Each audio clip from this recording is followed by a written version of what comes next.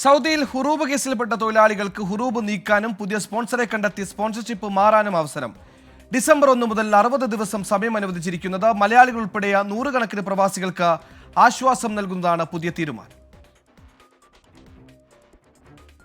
തൊഴിലാളി ജോലിക്ക് ഹാജരാകുന്നില്ലെന്ന് കാണിച്ച് തൊഴിലുടമ സൗദി പാസ്പോർട്ട് ഡയറക്ടറേറ്റിൽ പരാതി നൽകുന്നതാണ് ഹുറൂബ് കേസ്.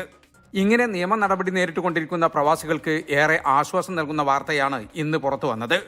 ഹുറൂബ് കേസിൽപ്പെട്ടവർക്ക് ഹുറൂബ് നീക്കി പുതിയ സ്പോൺസറിലേക്ക് സ്പോൺസർഷിപ്പ് മാറാം.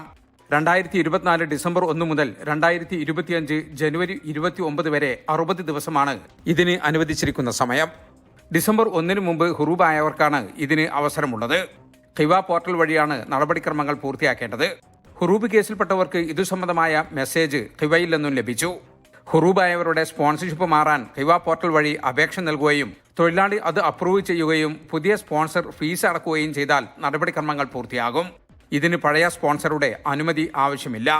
2022 സെപ്റ്റംബർ വരെയുള്ള ഹുറൂബ് കേസുകൾ തുറക്കാനും സ്പോൺസർഷിപ്പ് മാറാനും നേരത്തെ സാധിച്ചിരുന്നു.